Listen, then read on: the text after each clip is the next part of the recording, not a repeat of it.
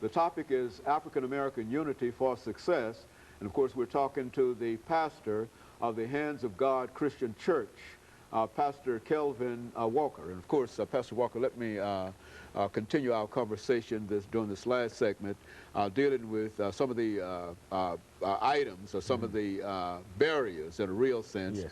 To African American unity. And one of those items that I think that you've mentioned quite often has been some of the problems that are faced by many of our young people who have been incarcerated and who are coming out. Let's talk about it from that perspective. I think because there is a lack of unity within the black race and within the black community, that a lot of people are getting misinformation. And I was fed that same misinformation that as a young black male that, you know, I wasn't really significant, you know, and even though I could see people of significance of my own race, but I was still taught that I was insignificant. Very good. And I would never amount to anything, but you're just, you know, just a regular run-of-the-mill coming everyday street hustler. And I chose that route, and a lot of our people are choosing that route today. And what is happening is, Dr. Haney, as a result of that, they are finding themselves incarcerated in the prison system because there are more black males in prison than there are on college campuses. And you very well know that. But, you know, the thing is, there has got to be a solution to that. And that's got to be a coming together, because you got to look at, and I need to touch this real quick, and that is when you got other cultures that come into our country, they create businesses and stuff, and they start businesses, and it's not that they have anything against any other culture, whether it be the Caucasians or black Americans or whoever, but the thing is that they have a respect and a nurturing for their own culture. So when they start a business, they hire within their own culture. It's not that they don't have anything, that they have anything against us. It's just that that's the way they do, because they're united and they're supporting each other. So we have to look at that as well. And when it comes in terms of supporting especially the black males that are getting incarcerated in our prison systems and are coming back into our society and that don't have that support that they need to become productive, because now you know, you got the strikes against you. You used to be able to say, you know, without thinking that, you know, well, I got one strike, I'm black. Well, you can't even really use that. The strike you got now is that you have a felony conviction on your record, which shuts doors in your face. So it's going to take some black people getting together, creating some businesses, and to be able to give these black men and women, of course, too, chances when they're coming out of the system to be employed. And you got to put that trust.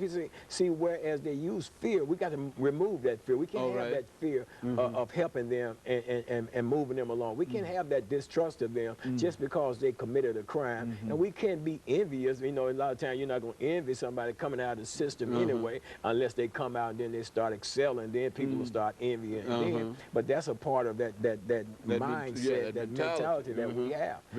But Dr. Haney, there are some solutions that, you know, and I think one of the things, the church has got to become proactive in this thing. Very good. I think pastors need to really make it included in them. If they're not going to include it in their sermons, then they need to have, like I have in my church, I have a part in my church service called Pastor's Moment. And I address different issues about voter registration and anything that I feel like is pertinent to people knowing and that's going to be pertinent to their growing. And I think we need to do that and encourage, you know, the unification of our people as a whole, in terms of buying businesses and helping other people and just coming together as a whole in our communities and stuff like that, because Dr. Haney, if we don't do it, it won't get done. You know, and another thing, I think that we're dealing with historical black colleges. I think that that's another item that could benefit with African American unity, because many of our institutions are not being supported. That's true. And especially when many of these institutions are giving us the great degrees. You see, and it live.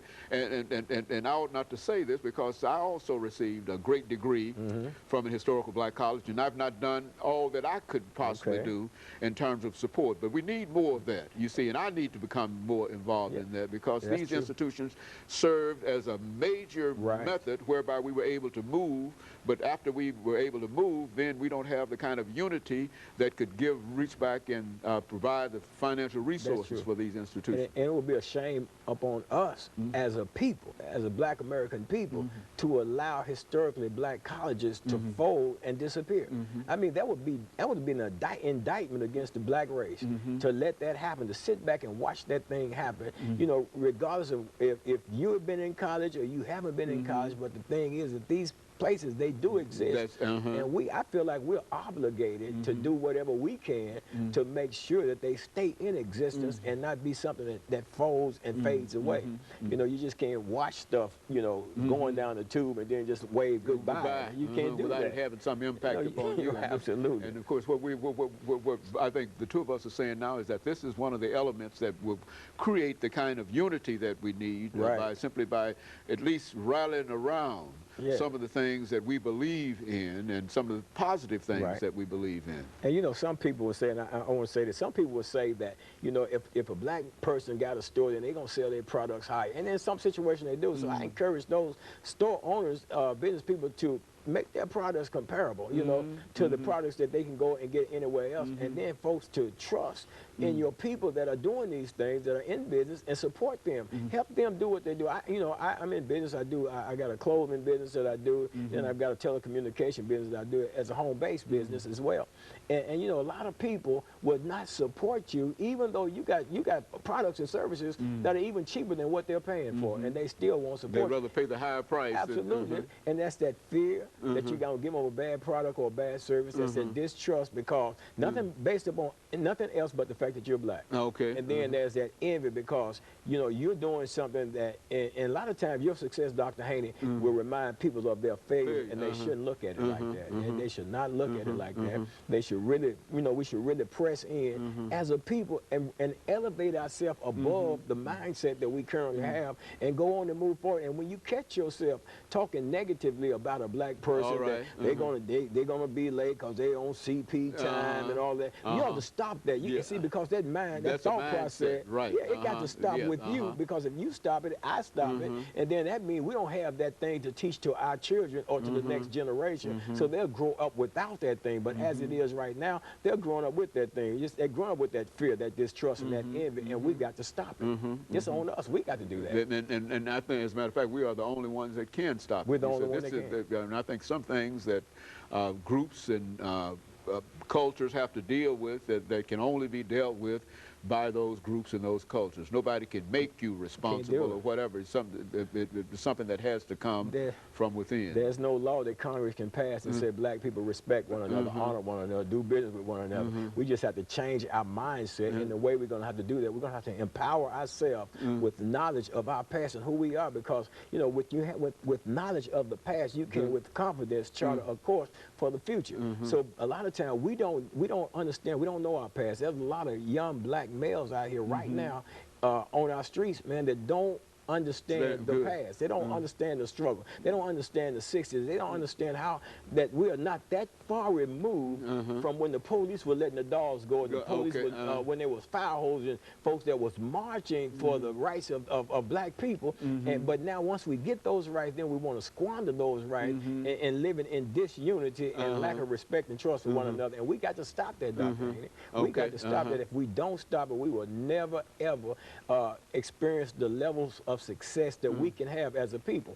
I can be successful, you can be successful, but we need everybody within the race to be successful in their own right. And if we don't break the mindset, then it'll never happen. I think one of our great politicians said at one time, the rising tide raises all the boats. All right. Which you say that no matter who we are, that if everybody worked together, then whether we're talking about Africans, African Americans, white Americans, Hispanic Americans, and etc., the only way that all of us can rise is that all of us have to go together. We all have to go together. You can't go and leave anybody behind. That's and of course, we've got about a minute before we end this discussion in a real sense.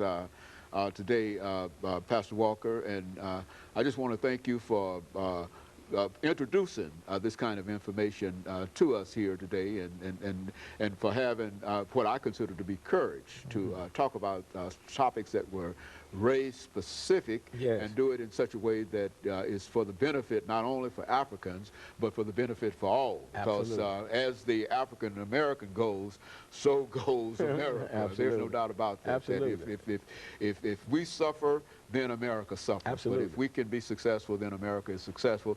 And I do believe that America is successful, Absolutely. but America can be much more successful than America is. Yeah, and I just want to thank you for bringing by that information. And let me encourage our audience to tune in again next week for another informative edition of Comments. Thank you and good morning.